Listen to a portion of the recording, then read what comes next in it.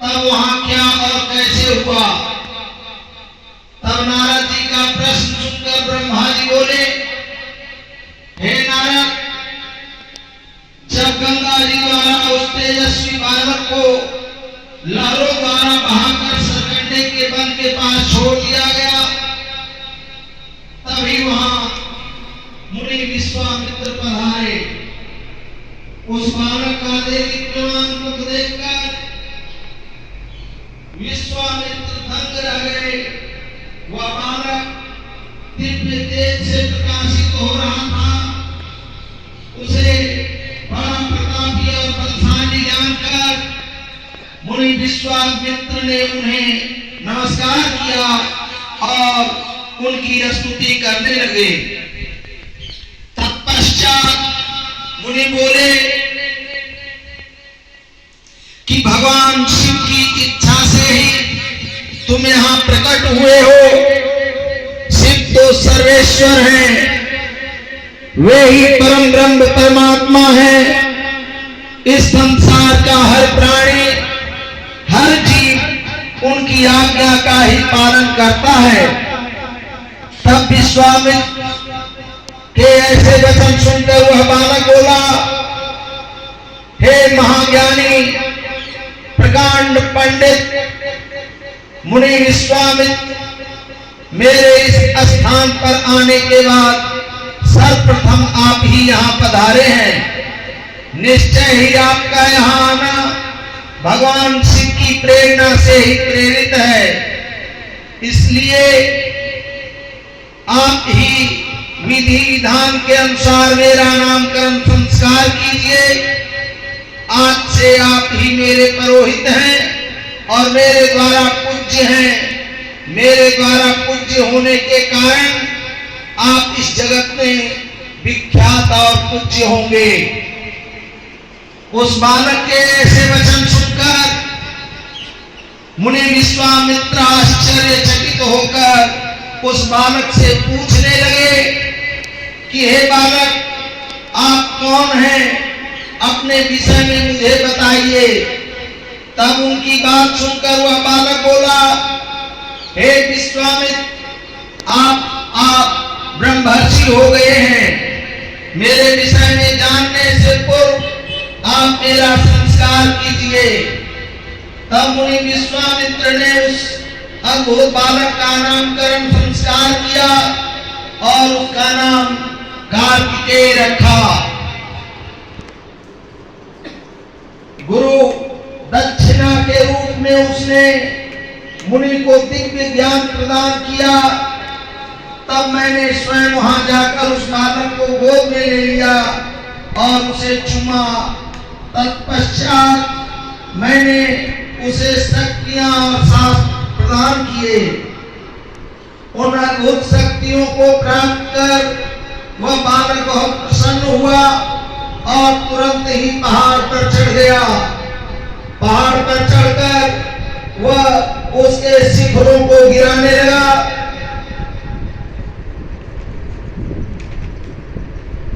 तथा वहां की संपन्नता नष्ट करने लगा।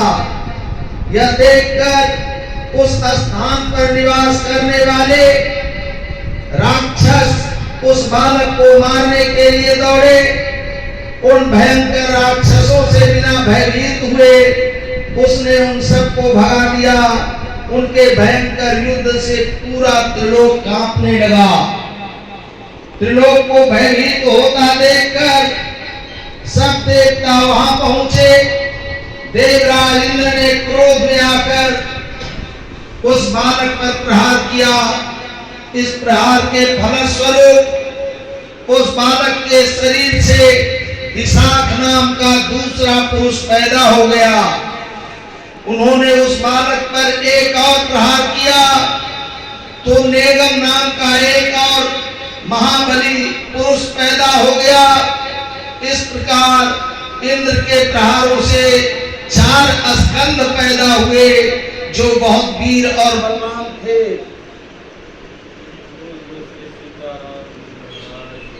जय। तब क्रोधित होकर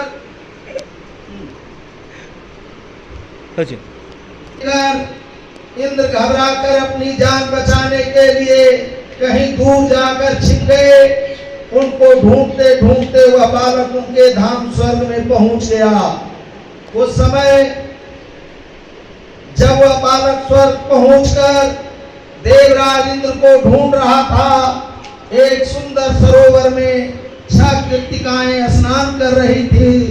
उस सुंदर सलोने बालक को देखकर वह उसे प्यार करने और गोद में खिलाने के लिए दौड़ी और उसे पकड़ ले आई। तब उन कृत्तिकाओं ने उस नन्हे बालक को बहुत प्यार किया और तब वे आपस में उसे दूध पिलाने के लिए लड़ने लगी। तब उस बालक ने 6 मुख धारण करके सब माताओं का स्तनपान किया। तब वे प्रसन्नता पूर्वक उस बालक को अपने साथ अपने लोक ले गई और उसका लालन पालन करने लगी। ओम नमः शिवाय। ओम नमः शिवाय। ओम नमः शिवाय। ओम नमः शिवाय। ब्रह्मा जी बोले, इस प्रकार उस दिव्य बालक को लेकर वे कृत्तिकाएं अपने लोक में चली गईं। वहां जाकर उन्होंने उस बालक को सुंदर वस्त्रों और आभूषणों से अलंकृत किया और बड़े लाड प्यार से उस बच्चे को पालने लगे। जब बहुत समय व्यतीत हो गया, तब एक दिन पार्वती जी ने अपने पति शिव जी से पूछा, हे प्रभु, आप तो सबके ईश्वर हैं, सब प्राणियों के वंदनीय हैं, सब आपका ही ध्यान करते हैं। भगवान, मैं आपसे एक बात पूछना चाहती हूँ।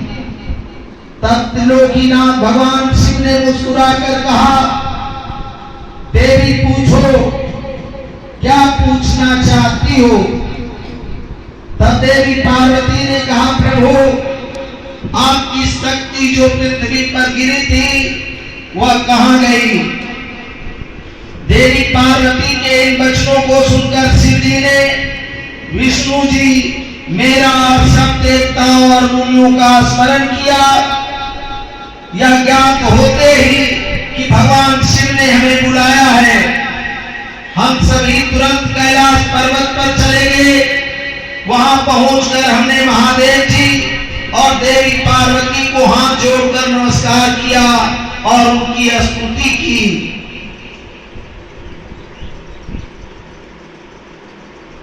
तब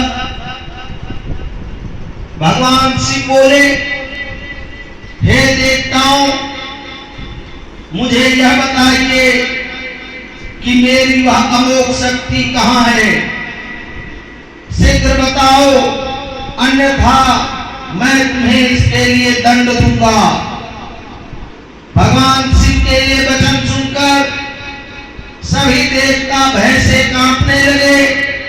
तब उन्होंने जैसे जैसे वह शक्ति जहां जहां गई थी, वह सभी बातें शिव पार्वती को विस्तार सहित बताई। तब उन्होंने यह भी बताया कि उस बालक को 6 कृत्तिकाएं अपने साथ अपने लोक लेके गई हैं और उसको पाल रही हैं।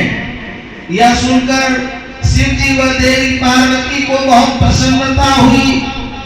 वे दोनों अपने उस पुत्र को देखने के लिए बहुत उत्सुक थे। तब शिव जी ने अपने गणों को उस बालक को कृत्तिकाओं के पास से वापस ले आने की आज्ञा दी।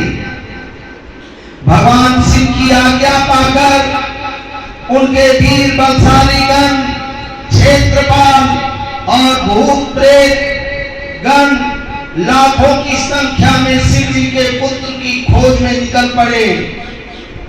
तब उन सब ने वहां पहुंचकर कृत्तिकाओं के घर को घेर लिया। यह देखकर कृत्तिकाएं भय से व्याकुल हो गईं। तब कृत्तिकाओं ने अपने पुत्र कार्तिकेय से कहा कि हमें चारों ओर से असंख्य सेनाओं ने घेर लिया है अब हमें बचने का मार्ग खोजना होगा। यह सुनकर स्वामी कार्तिकेय मुस्कुराए और बोले, हे माताओं, आपको डरने की कोई आवश्यकता नहीं है। आपका यह पुत्र आपके साथ है। मेरे रहते कोई भी शत्रु इस घर में प्रवेश नहीं कर सकता। माता, मेरे बाल रूप को देखकर आप मुझे अयोग्य न समझें। मैं इन सभी को हराने में सक्षम हूँ। इससे पूर्व कि कार्तिकेय उन गणों की सेनाओं को नुकसान पहुंचाते,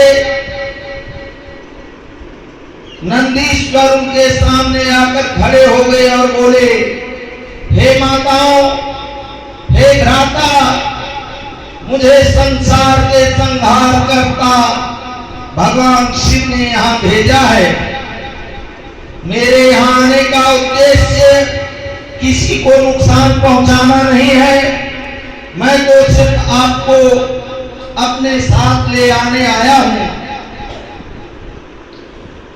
इस समय ब्रह्मा, विष्णु और शिव त्रिदेव आपकी कैलाश पर्वत पर प्रतीक्षा कर रहे हैं तथा आपके लिए चिंतित हैं।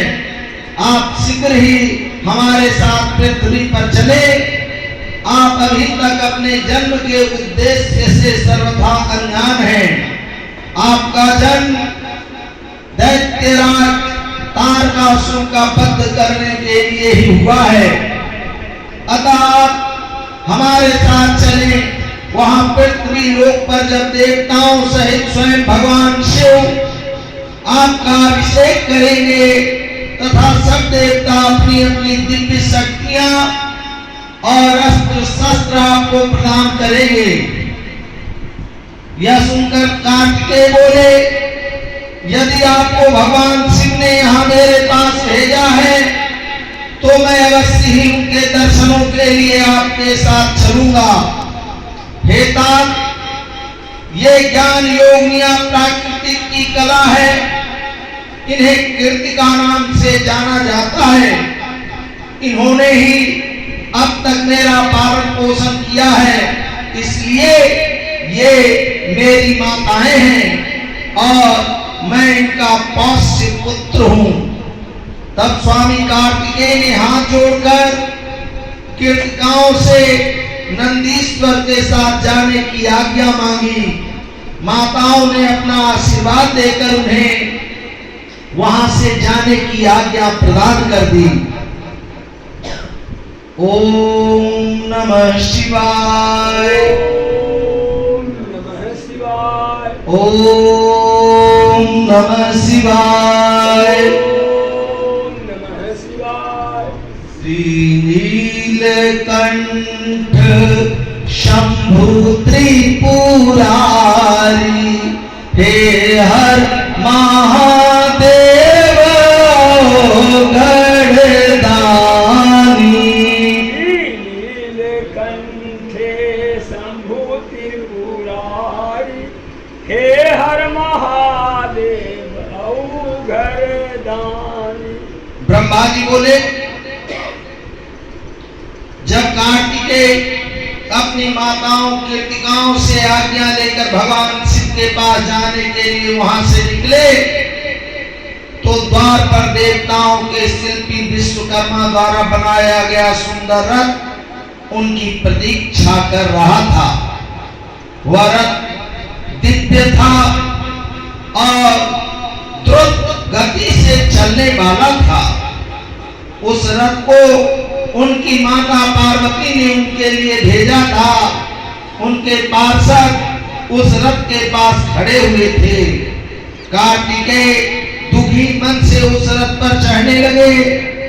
तभी उनकी माताएं दौड़कर रोते हुए उनसे निपट गई और कहने लगी कि पुत्र, हम तुम्हारे बिना क्या करें। पुत्र, हम तुमसे बहुत प्यार करती हैं। तुम्हारे बिना यहाँ रहना हमारे लिए संभव नहीं है। तुम शीघ्र ही वापस लौट आना। यह कहकर उन्होंने कार्तिकेय को हृदय से लगा लिया और भारी मन से कार्तिकेय को रोते रोते जाने की आज्ञा दी। तब कार्तिकेय ने मातृकाओं को अध्यात्म ज्ञान प्रदान किया। तत्पश्चात कार्तिकेय उस दिव्य मनोहर रथ पर बैठ गए और वह उन्हें ले उड़ा। आकाशीय मार्ग से तीव्र गति से चलता हुआ वह रथ कैलाश पर्वत पर आकर रुका। तब शिवगणों ने भगवान शिव और माता पार्वती के पास जाकर कार्तिकेय के आगमन की सूचना उन्हें दी। उनके आगमन के बारे में सुनकर भगवान शिव और देवी पार्वती बहुत प्रसन्न हुए। तत्पश्चात भगवान शिव मुझे विष्णु जी, देवी पार्वती और अन्य देवताओं को साथ लेकर उस स्थान पर पहुंचे जहां कार्तिकेय का रथ रुका हुआ था। सबके मन में गंगा जी से उत्पन्न हुए उस बालक को देखने की बड़ी इच्छा थी। जब सब देवता कार्तिकेय से मिलने के लिए आ रहे थे, उस समय चारों दिशाओं में शंख और भेरी बजने लगी। सभी शिवगण नाचते गाते और उनकी जय जयकार करते हुए अपने आराध्य भगवान शिव के पुत्र को देखने के लिए चल दिए। वहां पहुंचकर सब बहुत प्रसन्न हुए। भगवान शिव ने प्रेम पूर्वक उस बालक को गोद में बिठा लिया। तब देवी पार्वती ने भी उस बालक को बहुत प्यार किया। भगवान शिव ने उस बालक के लिए एक सुंदर रत्नों से जड़ा हुआ सिंहासन मंगाया और उस सिंहासन पर बालक को बैठाया। तत्पश्चात भगवान शिव ने सब तीर्थ स्थानों से मंगाए गए जल को वेद मंत्रों से पवित्र करके उससे बालक को स्नान कराया। छह कृतिकाओं द्वारा पोषित होने के कारण उस बालक को कार्तिकेय के नाम से जाना गया है। तीर्थों के पवित्र जल से स्नान कराने के उपरांत सभी देवताओं ने कार्तिकेय को तरह तरह की अमूल्य वस्तुएं, विद्याएं और अद्भुत शक्तियां प्रदान की। तब सर्वप्रथम देवी पार्वती ने अपने पुत्र को हृदय से लगाकर उसे चिरंजीवी होने का आशीर्वाद दिया। माता लक्ष्मी ने दिव्य मनोहर हार उस बालक को पहनाया तो देवी सावित्री ने सारी सिद्धि विद्याएं उन्हें प्रदान की। फिर श्री विष्णु जी ने रत्नों से निर्मित किरीट, मुकुट, वाजवंत, वैजंती माला और अपना सुदर्शन चक्र उन्हें प्रदान किया। भगवान शिव ने प्रसन्नता पूर्वक अपने पुत्र कार्तिकेय को शूल, पिनाक, फरसा, शक्ति, पशुपाश, बाण, संहारास्त्र आदि परम दिव्य वस्तुएं प्रदान की। फिर मुझ ब्रह्मा ने यज्ञोपवीत, वेद माता गायत्री ने कमंडल, ब्रह्मास्त्र तथा शत्रुओं को नाश करने वाली विद्या प्रदान की। देवराज इंद्र ने अपना वाहन ऐरावत हाथी वज्र प्रदान किया। वायुदेव ने वरुण ने श्वेत छत्र और रत्नों की मालाएं प्रदान की। सूर्यदेव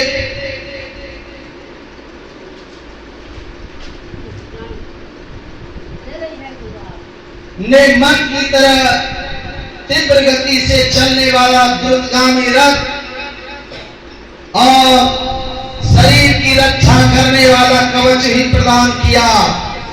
यमराज द्वारा दंड और समुद्र देव द्वारा उन्हें अमृत भेंट किया गया। धन के अकूत भंडार के स्वामी कुबेर ने गदा दी। इस प्रकार सब देवताओं ने भगवान शिव के पुत्र कार्तिकेय को अनेकों प्रकार के अस्त्र शस्त्र और उपहार प्रदान किए। सभी देवताओं और शिवगणों ने उनका अभिवादन किया। इस समय वहां पर बहुत बड़ा उत्सव होने लगा। चारों ओर हर्ष की लहर दौड़ रही थी। ओम नमः शिवाय, ओम नमः शिवाय।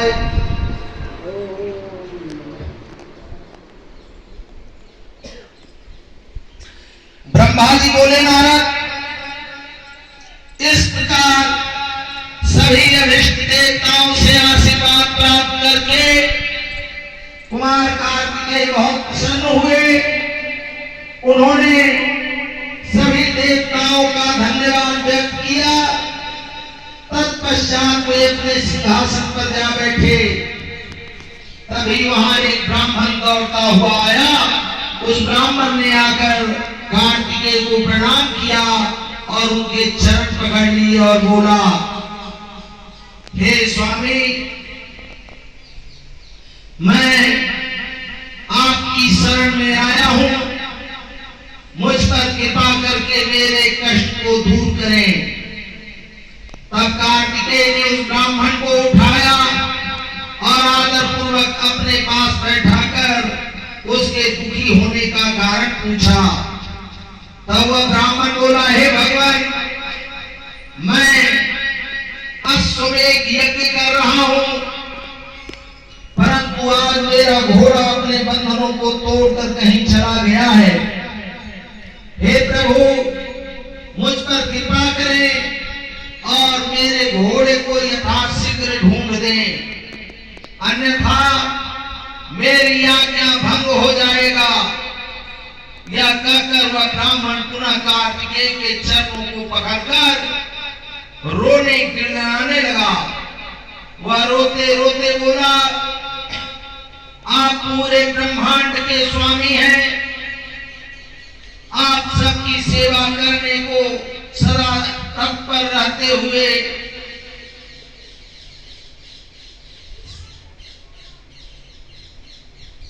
आप सबकी सेवा करने को सदा तत्पर रहते हैं। आप सब देवताओं के स्वामी हैं और त्रिलोकीनाथ भगवान शिव के पुत्र हैं। इस प्रकार उस ब्राह्मण द्वारा की गई स्तुति को सुनकर कुमार कार्तिकेय बहुत प्रसन्न हुए। तब उन्होंने अपने वीर बलशाली प्रमुख गण वीर बाहु को बुलाकर उस घोड़े को जल्दी से जल्दी ढूंढ लाने की आज्ञा प्रदान की तथा यज्ञ की विधि विधान के अनुसार पूर्ण कराने के लिए कहा गया। तब वीर बाहु ने कार्तिकेय को प्रणाम किया और ब्राह्मण के घोड़े को ढूंढने के लिए निकल पड़ा।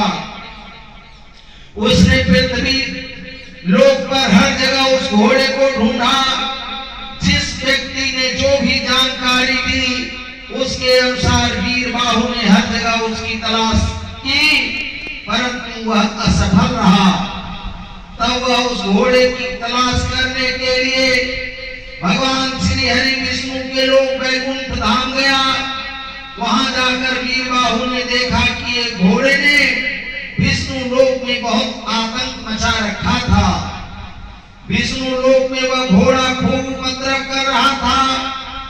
कुमार कार्तिकेय के उस गण वीर बाहु ने तुरंत उस घोड़े को बंधक बना लिया और उसे पकड़कर अपने स्वामी कार्तिकेय के पास ले आया।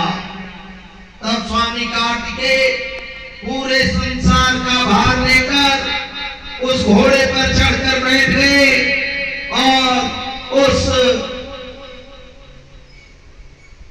घोड़े को पूरे त्रिलोक की परिक्रमा करने का आदेश प्रदान किया। वह अद्भुत घोड़ा एक ही पल में तीनों लोकों की परिक्रमा करके लौट आया। तब कुमार कार्तिकेय उस घोड़े से उतरकर पुनः अपने आसन पर बैठ गए। तब वह ब्राह्मण हाथ जोड़कर कार्तिकेय का धन्यवाद करने लगा और उनसे बोला कि प्रभु, आप यह घोड़ा मुझे सौंप दीजिए ताकि मैं अपना यज्ञ पूर्ण कर सकूं। तब कार्तिकेय मुस्कुराए और बोले, हे ब्राह्मण, यह उत्तम घोड़ा है और यह वध के योग्य नहीं है, इसलिए आप इसे अपने साथ ले जाने के लिए न कहें। मैं आप यज्ञ को पूर्ण होने का वरदान देता हूँ। मेरे आशीर्वाद से आपका यज्ञ अवश्य सफल होगा। ओम नमः शिवाय। ओम नमः शिवाय।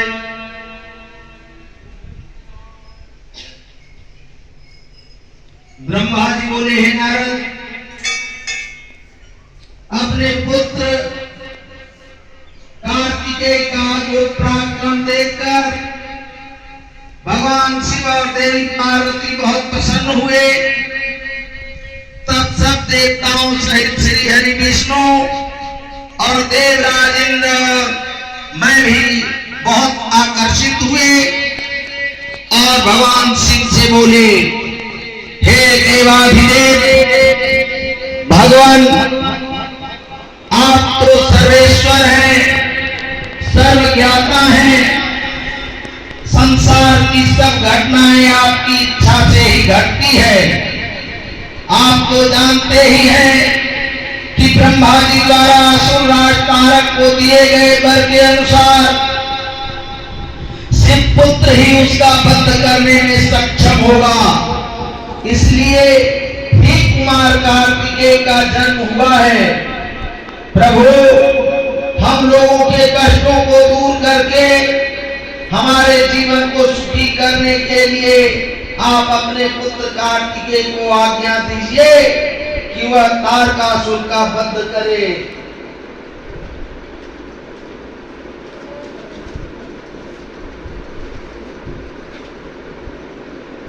यह कहकर सब देवता भगवान शिव की स्तुति करने लगे।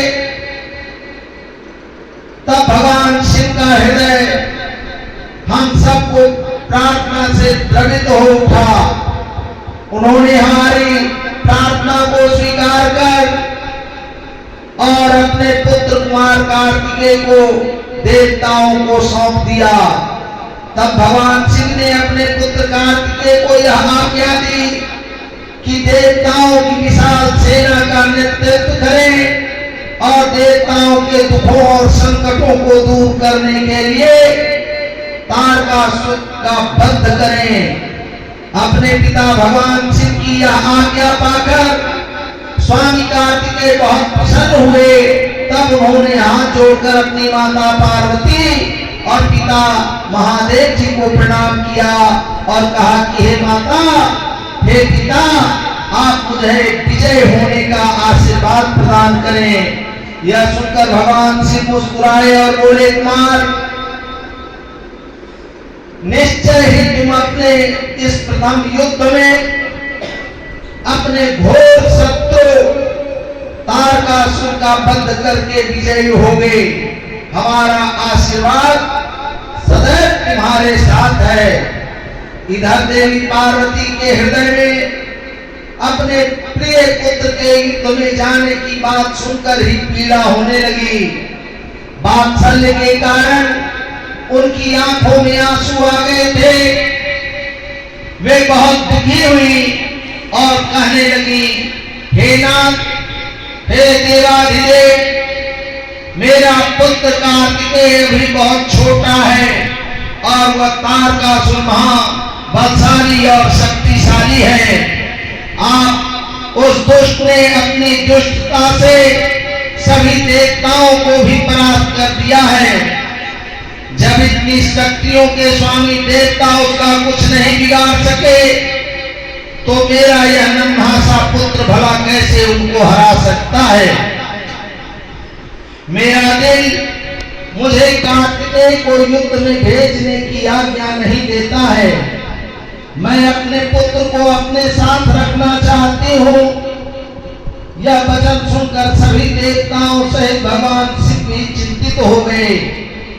तब महादेव जी देवी पार्वती को समझाते हुए बोले, हे देवी, हे शिवा, आप सामान्य स्त्रियों की तरह क्यों व्यवहार कर रही हैं? यह मेरा और आपका पुत्र होने के कारण महाशक्तिशाली और वीर योद्धा है। देवताओं ने इसे अपनी अभिष्ट शक्तियां प्रदान की है।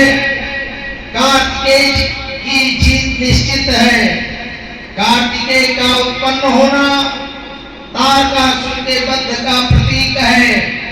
आप व्यर्थ में चिंतित न हो और अपने पुत्र को खुशी खुशी तारक के वध के लिए भेजें।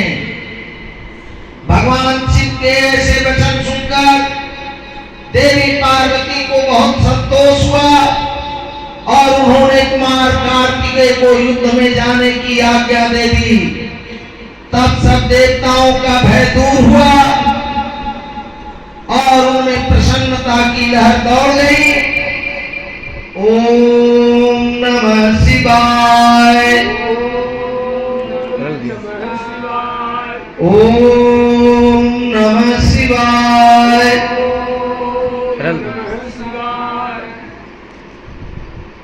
श्री नीलकंठ शंभु त्रिपुरारी हे हर महादेव घरदानी। नीलकंठ शंभु त्रिपुरारी हे हर महादेव घरदानी। ब्रह्मा जी बोले नारद, जब देवी पार्वती और भगवान शिव ने कुमार कार्तिकेय को युद्ध का नेतृत्व करने की आज्ञा प्रदान की तो सभी देवता बहुत प्रसन्न हुए और एकत्र होकर उस पर्वत की ओर चल दिए। सिंहनाद करते हुए वे आगे बढ़ने लगे। उस समय कार्तिकेय सेना का नेतृत्व करते हुए सबसे आगे चल रहे थे। सब देवता मन में यही सोच रहे थे कि अब उन्हें तारकासुर नाम की मुसीबत से छुटकारा मिल जाएगा। जब तारकासुर को इस बात का पता चला कि देवताओं ने युद्ध की तैयारी पूरी कर ली है तो तारकासुर ने भी तुरंत युद्ध की घोषणा कर दी। अपनी विशाल चतुरंगिणी सेना को लेकर तार भी सिंहनाद करता हुआ देवताओं की ओर बढ़ने लगा। राक्षसों की सेना देखकर एक पल के लिए देवता घबरा गए। उसी समय आकाशवाणी हुई, हे देवगणों, तुम लोग भगवान शिव के पुत्र कार्तिकेय के नेतृत्व में युद्ध करने जा रहे हो, इसलिए तुम जरूर जीतोगे। तारकासुर कार्तिकेय के हाथों अवश्य मारा जाएगा। उस आकाशवाणी को सुनकर सभी देवताओं का उत्साह बढ़ गया और उनका डर दूर हो गया। उस समय दुदुम्भी और अनेक प्रकार के बाजों की ध्वनि आकाश में गूंजने लगी। तब देवता और राक्षस युद्ध करने के लिए पृथ्वी और सागर के संगम पर पहुंचे। दोनों पक्षों में बड़ा भयानक युद्ध छिड़ गया। युद्ध की भयंकर गर्जना से पृथ्वी भी डोलने लगी। देवताओं की सेना का नेतृत्व शिवपुत्र कार्तिकेय कर रहे थे। उनके पीछे पीछे देवराज इंद्र सहित देवताओं की विशाल सेना थी। कार्तिकेय उस समय इंद्रदेव के ऐरावत हाथी पर विराजमान थे। तब उन्होंने उस हाथी को छोड़ दिया और रंगों से जुड़े सुंदर यान पर बैठ गए। उस सुंदर विमान पर प्रचेता ने सुंदर छत्र रखा। उस सुंदर विमान में बैठकर कार्तिकेय बहुत निराले और शोभा संपन्न लग रहे थे। उसी समय देवताओं और असुरों में भयानक युद्ध प्रारंभ हो गया। पृथ्वी कांपने लगी और पल भर में ही खंड मुंडों में बदलने लगी। हजारों पराक्रम से लड़ रहे थे, कट कट कर और घायल होकर धरती पर गिरने लगे। चारों तरफ खून की नदियां बहने लगी थी। ऐसा भयानक दृश्य देखकर बहुत से भूत प्रेत और कीदड़ कीदड़ी उस मांस को खाने और पीने के लिए वहां आ गए। तभी महाबली तारकासुर ने विशाल सेना सहित देवताओं पर आक्रमण किया। देवराज इंद्र सहित अनेक देवताओं ने उसे रोकने का बहुत प्रयत्न किया, परंतु वह सफल रहे और तारकासुर भयानक गर्जना करता हुआ आगे बढ़ता गया। चारों ओर भयानक शोर मचा हुआ था। आक्रमण करते समय सैनिक बड़े जोर जोर से अपने मुंह से आवाज निकालते हुए आगे बढ़ रहे थे। देवताओं और राक्षसों का युद्ध बड़ा विभत्स रूप ले रखा था। वहां भारी कोलाहल मचा हुआ था। तत्पश्चात देवताओं और असुरराज तारक के राक्षस आपस में द्वंद्व युद्ध करने लगे थे। एक दूसरे को मारकर वे अपने को बहुत बलशाली समझ रहे थे। वे पूरे बल के साथ एक दूसरे पर प्रहार करते। कोई किसी के हाथ तोड़ देता तो कोई पैर। दोनों सेनाएं अपने को पराक्रमी समझ रही थी। ओम नमः शिवाय। ओम नमः शिवाय। ओम नमः शिवाय। ओम नमः शिवाय। ब्रह्मा जी बोले, नारद, इस प्रकार देवताओं और दानवों में बड़ा विनाशकारी युद्ध होने लगा। तारकासुर ने अपनी विशेष शक्ति चलाकर इंद्रदेव को घायल कर दिया। इसी प्रकार दानवों की सेना के वीर और तमाम राक्षसों ने देवताओं की सेना को बहुत नुकसान पहुंचाया। उन्होंने कई लोकपालों को युद्ध में हरा दिया और देवगणों को मार मार कर भगाने लगे। असुर सैनिकों को देवताओं पर हावी होते देखकर असुर खुशी में झूम उठे और भयंकर गर्जना करने लगे। तब देवताओं की ओर से लड़ रहे वीरभद्र क्रोधित होकर तारकासुर के निकट पहुंचे। असुरों ने वीरभद्र को चारों ओर से घेर लिया। उन्होंने परस्पर पास, खड़ग, फरसा और 25 आदि आयुधों का प्रयोग किया। देवताओं और असुर आपस में गुत्थम गुत्था होकर लड़ने लगे। तभी देवताओं की ओर से वीरभद्र तारकासुर से लड़ने लगे। वीरभद्र ने पूरी शक्ति से तारकासुर पर आक्रमण किया और उसको त्रिशूल के प्रहार से घायल कर दिया। घायल होकर तारक जमीन पर गिर पड़ा, परंतु अगले ही पल उसने स्वयं को संभाल लिया और पुनः खड़े होकर वीरभद्र से युद्ध करने लगा। महाकौतुकी तारक ने भीषण मार से वीरभद्र को घायल करके वहां से भगा दिया। तत्पश्चात उसने वहां युद्ध कर रहे देवताओं को अपने क्रोध का निशाना बनाया। तारक देवताओं पर अपने बाणों की बरसात करने लगा। तारकासुर के इस अनायास बाणों की वर्षा से देवता भयभीत हो गए। तब स्वयं श्री हरि विष्णु तारकासुर से लड़ने के लिए आगे आए। श्री हरि ने गला से तारकासुर पर जो ही प्रहार किया, उसने विशिष्ट बाण मारकर उसे दो टुकड़े कर दिए। तब क्रोधित होकर विष्णु जी ने सारंग धनुष उठाया और तारक को मारने के लिए बढ़े। तभी तारक ने प्रहार करके उन्हें गिरा दिया तो श्री विष्णु ने गुस्से से सुदर्शन चक्र चला दिया। नारद, तब मैंने कुमार कार्तिकेय के पास जाकर उनसे कहा कि मेरे दिए हुए वरदान के अनुसार तारकासुर का वध आपके श्री हाथों से ही होगा, इसलिए कोई भी देवता तारक का कुछ भी नहीं बिगाड़ सकता।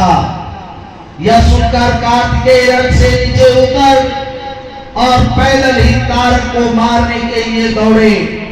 उनके हाथ में उनकी शक्ति थी जो लपटों के समान चमकती हुई उल्का की तरह लग रही थी। मुख वाले कुमार कार्तिकेय को देखकर तारकासुर बोला, देवताओं,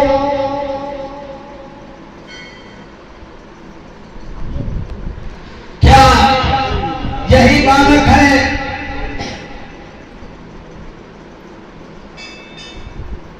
तुम्हारा वीर पराक्रमी कुमार जो शत्रुओं का बल में विनाश कर देता है। यह कहकर तारकासुर जोर से अट्टहास करने लगा और बोला कि इस बालक के साथ तुम सभी को मार दूंगा। तुम इस बालक की मेरे हाथों हत्या कराओगे। ऐसा बोलते हुए भयानक गर्जना करता हुआ वह कुमार कार्तिकेय की ओर पलटा और बोला कि हे बालक, ये मूर्ख देवता तो व्यर्थ में तुझे बलि का बकरा बनाना चाहते हैं, पर मैं इतना कठोर नहीं हूं कि बिना किसी अपराध के एक मासूम बालक पर वार करूं। इसलिए जा, तू भाग जा, मैं तेरे प्राणों को छोड़ देता हूं। देवराज इंद्र और भगवान श्री हरि विष्णु की निंदा करने से तारक द्वारा कमाया गया तपस्या का सारा पुण्य नष्ट हो गया था। तभी इंद्र ने उस पर वज्र का प्रहार किया जिससे वह धरती पर गिर पड़ा। तब कुछ ही देर में तारकासुर पूरे उत्साह के साथ पुनः उठ खड़ा हुआ और अपने भीषण प्रहार से उसने देवराज इंद्र को घायल कर दिया और उन पर अपने पैर का प्रहार किया। यह देखकर देवता भयभीत हो गए और इधर उधर भागने लगे। तभी श्री हरि विष्णु ने इस स्थिति को संभालने के लिए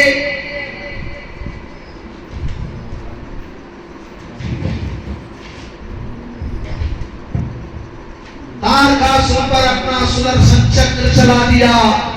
चक्र ने तारकासुर को धराशायी कर दिया, परंतु तारकासुर इतनी आसानी से हार मानने वाला नहीं था। वह अपनी पूरी शक्ति के साथ पुनः उठ खड़ा हो गया। तब उसने अपनी प्रचंड शक्ति हाथ में लेकर भगवान विष्णु को ललकारा और उन्हें अपने भीषण प्रहार से घायल कर दिया। विष्णु जी मूर्छित होकर पृथ्वी पर गिर पड़े। वहां का यह दृश्य देखकर सभी देवताओं में कोहराम मच गया। सभी अपने प्राणों की रक्षा करने के लिए इधर उधर भागने लगे। सारी सेना तितर बितर होने लगी। यह देख वीरभद्र ने तारकासुर पर आक्रमण किया। उसने त्रिशूल उठाया और तारकासुर पर वार किया, जिससे तारकासुर भूमि पर गिर पड़ा। किंतु उसी क्षण उठकर उसने वीरभद्र को अपनी शक्ति से घायल करके मूर्छित कर दिया और जोर जोर से हंसने लगा। ओम नमः शिवाय।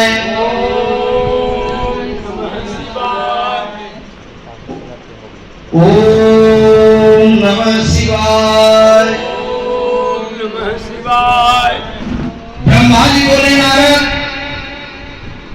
सब देखकर कुमार कार्तिकेय को तारकासुर पर बड़ा क्रोध आया और वे अपने पिता भगवान शिव के श्री चरणों का स्मरण कर अपने असंख्य गणों को साथ लेकर तारकासुर को मारने के लिए आगे बढ़े। यह देखकर सभी देवताओं में उत्साह की एक लहर दौड़ गई और वे प्रसन्न मन से कार्तिकेय की जय जयकार का उद्घोष करने लगे। ऋषि मुनियों ने अपनी वाणी से कुमार कार्तिकेय की स्तुति की। तत्पश्चात तारकासुर और कार्तिकेय का बड़ा भयानक दुस्सह युद्ध हुआ। दोनों परमवीर और बलशाली एक दूसरे पर भीषण प्रहार करने लगे। दोनों अनेक प्रकार के दाव पेचों का प्रयोग कर रहे थे। कार्तिकेय और तारकासुर के बीच मंत्रों से भी युद्ध हो रहा था। दोनों अपनी पूरी शक्ति और सामर्थ्य का प्रयोग एक दूसरे को मारने के लिए कर रहे थे। इस भयानक युद्ध में दोनों ही घायल हो रहे थे। युद्ध भयानक रूप लेता जा रहा था। उस भीषण युद्ध को सब देवता गंधर्व बैठकर देखने लगे। वह अद्भुत युद्ध अनायास ही सबके आकर्षण का केंद्र बन गया। हवा चलना भूल गई, सूर्य की किरणें ढल गई, यहाँ तक कि सभी पर्वत इस युद्ध को देखकर अत्यंत भयभीत हो उठे। वे शिव पार्वती के इस पुत्र की रक्षा करने के लिए तुरंत इधर आ गए। यह देखकर कार्तिकेय बोले, हे पर्वतों, आप कोई चिंता न करें। आज इस महापापी को मैं सबके सामने मौत के घाट उतारकर भय से मुक्ति दिलाऊंगा। जब कार्तिकेय पर्वतों से बात करने में निमग्न थे, उसी समय तारक ने अपनी शक्ति हाथ में लेकर उन पर धावा बोल दिया। उस शक्ति के प्रहार के आघात से शिवपुत्र कार्तिकेय भूमि पर गिर पड़े, परंतु अगले ही क्षण वे अपनी पूरी शक्ति के साथ पुनः उठ खड़े हुए और लड़ने के लिए तैयार हो गए। कार्तिकेय ने अपने मन में अपने माता पिता पार्वती जी और भगवान शिव को प्रणाम करके उनका आशीर्वाद लिया और अपनी प्रबल शक्ति से तारकासुर की छाती पर आघात किया। उसकी चोट से तारकासुर का शरीर विदीर्ण होकर पृथ्वी पर गिर पड़ा। सबके देखते ही देखते वह महाबली असुर पल भर में ढेर हो गया। महाबली तारकासुर के मारे जाते ही चारों ओर कार्तिकेय की जय जयकार गूंज उठी। तारकासुर के वध से सभी देवता बहुत प्रसन्न थे। तब अपने महाराज तारकासुर को बड़ा जानकर असुरों की विशाल सेना में भयानक कोलाहल मच गया। अपने प्राणों की रक्षा के लिए सभी असुर इधर उधर भाग रहे थे। देवताओं ने मिलकर सभी असुरों को मार गिराया। कुछ असुर डरकर मैदान छोड़कर भाग खड़े हुए थे, तो बहुत से दैत्य और राक्षस हाथ जोड़कर कुमार कार्तिकेय की शरण में गए और उनसे क्षमा मांगने लगे। तब कुमार ने प्रेम पूर्वक उन्हें क्षमा कर दिया और उन दानवों को आदेश दिया कि वे सदैव के लिए पाताल में चले जाएं। इस प्रकार तारकासुर के मारे जाने पर उसकी सारी सेना पल भर में नष्ट हो गई। यह देखकर देवराज इंद्र के साथ साथ समस्त देवताओं और संसार के प्राणियों में खुशी की लहर दौड़ पड़ी पूरा त्रिलोक आनंद में डूब गया। जैसे ही कुमार कार्तिकेय की विजय का समाचार भगवान शिव पार्वती के पास पहुंचा, वे तुरंत अपने गणों को साथ लेकर युद्ध स्थल पर पधारे। श्री पार्वती जी ने अपने प्राण प्रिय पुत्र को अपने हृदय से लगा लिया और अपनी गोद में बिठाकर बहुत देर तक उसे चूमती रही। तभी वहां पर्वतराज हिमालय भी पहुंच गए और उन्होंने अपनी पुत्री पार्वती भगवान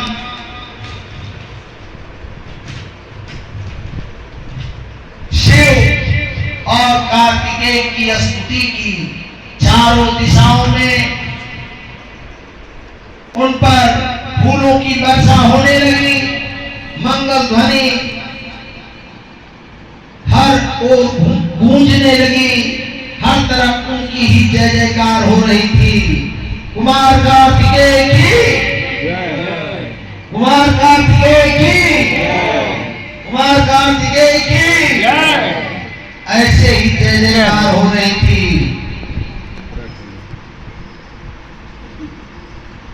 देवताओं के स्वामी देवराज इंद्र ने अपने साथी देवताओं के साथ कुमार कार्तिकेय की हाथ जोड़कर स्तुति की। तत्पश्चात भगवान शिव अपनी पत्नी पार्वती को साथ लेकर शिवगणों सहित कैलाश पर्वत पर लौट गए।